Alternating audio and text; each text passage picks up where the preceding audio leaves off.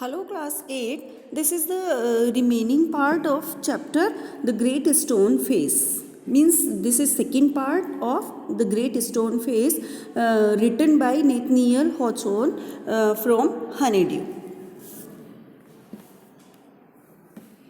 In previous chapter, means part 1, we read about Ernest. So let's start the summary of this chapter. Ernest still lived in his native valley. Ernest अभी भी अपनी जो native valley थी उसी में रहता था. He was a simple hearted man. वो बहुत ही ज़्यादा सिंपल हार्टेड मैन था. ही always work for the betterment of the world. वो हमेशा ही इस पूरे वर्ल्ड के भलाई के लिए काम किया करता था. दो he was considered to be an ordinary man.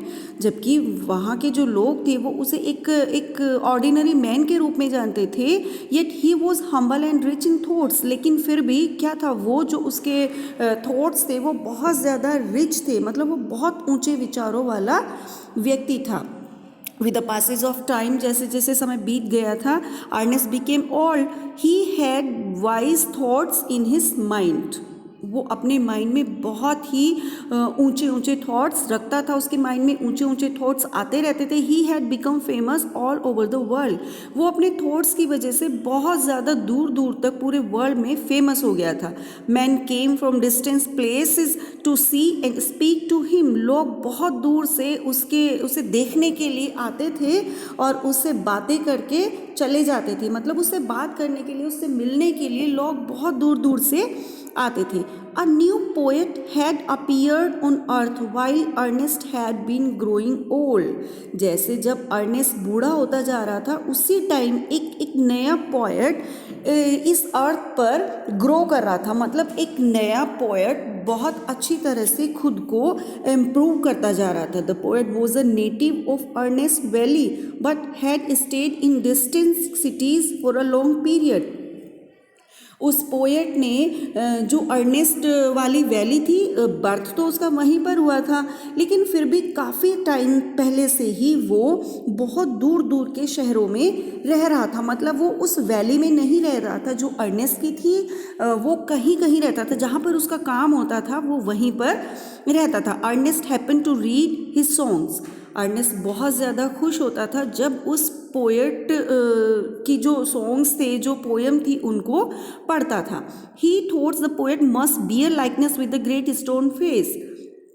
उसने सोचा कि जो ये पोएट है ये शायद उस ग्रेट स्टोन फेस के साथ लाइकनेस रखता होगा, मतलब उसके जैसा दिखता होगा. He lifted his eyes to the mountain. उसने अपनी आंखें उस माउंटेन की तरफ उठाई. And the face seem to smile but didn't answer. वो फेस तो स्माइल कर रहा था लेकिन उसने कोई रिप्लाई नहीं दिया. The poet had heard of Ernest character. जो पोएट था उसने अर्नेस्ट के कैरेक्टर के बारे में बहुत ज़्यादा सुन रखा था क्योंकि अर्नेस्ट भी बहुत ज़्यादा फेमस मैन हो चुका था. One day he came to his door. एक दिन क्या होता है, एक दिन वो पोएट उस अर्नेस्ट के घर आता है. Ernest was reading a book and glancing lovingly at the mountain from time to time. Ernest उस टाइम क्या होता है, एक बुक को पढ़ रहा था और थोड़ी थोड़ी देर में वो क्या कर रहा था, उस ग्रेट स्टोन फेस की तरफ बहुत ही पोलाइटली देख रहा था. Ernest gave him shelter for the night. Ernest ने उस पोएट को अपने घर में एक रात रुकने के लिए बोला. उसने कहा कि आज रात तुम यहीं रुक जाओ. The great stone face looked kindly at the poet. Great stone face उस जो है पोएट की तरफ भी ऐसे ही देख रहा था जैसे वो अर्नेस्ट की तरफ देखता था. The poet found Ernest. Poet जो था उसने अर्नेस्ट को ऐसे पाया, वाइज, जेंटल एंड काइंड. मतलब बहुत ही ज़्यादा बुद्धिमान और बहुत ही ज़्यादा जेंटल और बहुत ही ज़्यादा काइंड. यानी कि वो जब उसे फर्स्ट टाइम मिला तो उसे बहुत ज़्यादा इम्प्रेस हो गया. Ernest was also moved by the poet's mind. Ernest का माइंड भी जो है कहीं ना कहीं उस पोएट से इम्प्रेस हो गया. It seemed the great stone face was bending forward to listen to the poet. ऐसे लग रहा था वहाँ पर जैसे जो ग्रेट स्टोन फेस है वो उस पोएट की बातों को सुनने के लिए आगे की तरफ झुक गया था, उन्हें ऐसा फील हो रहा था। Ernest examined the poet's features. अब अर्नेस्ट ने उस पोएट के जो फीचर्स थे उनको बहुत अच्छी तरह से एग्जामाइन किया। He hoped the poet was the person he had been waiting for. Ernest ने सोचा कि शायद ये वही व्यक्ति है जिसकी वो आज तक वेट कर रहा था। The poet declared himself unworthy of the likeness of the stone face. लेकिन पोएट ने डिक्लेयर कर दिया कि वो ग्रेट स्टोन फेस के जैसा होने के योग्य नहीं है, मतलब वो उससे एकदम से डिफरेंट है। His life was different from his poems. और उसका जो लाइफ है वो उसकी पोएम्स से बिल्कुल अलग है। मतलब उन दोनों की जो पोएट की लाइफ है और उसकी जो पोएम्स उसने लिखी हुई हैं, जो उसने सॉन्ग्स लिखे हैं, वो बिल्कुल एक दूसरे से डिफरेंट हैं। Ernest use to speak to his neighbours every evening. Ernest क्या करता था, वो प्रत्येक दिन शाम को अपने जो नेबर्स थे उनके सामने स्पीच दिया करता था, कुछ ना कुछ बोलता था। The poet also accompanied him. और जो पोएट था वो भी उसके साथ चला गया वहाँ पर। जैसे अर्नेस्ट शाम को अपने गांव के वैली के लोगों के सामने गया। The poet listening to his talk. और पोएट ने अर्नेस्ट की बातों को सुना। He felt that Ernest life and character were a far nobler kind of poetry than his own poems.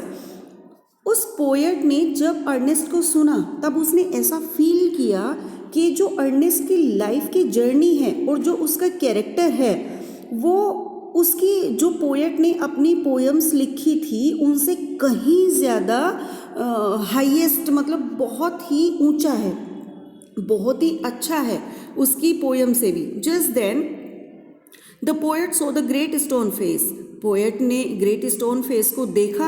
He declare Ernest is the likeness of Great stone Face. और उसने declare कर दिया कि जो अर्नेस्ट है वही ग्रेट स्टोन फेस के जैसा दिखाई देता है। और एवरीबडी एग्रीड विद हिम। वहाँ पर वैली में रहने वाले सभी लोगों ने उसको एग्री किया, सभी लोग मान गए। Ernest still hoped that someone wiser and better than himself would appear sometime.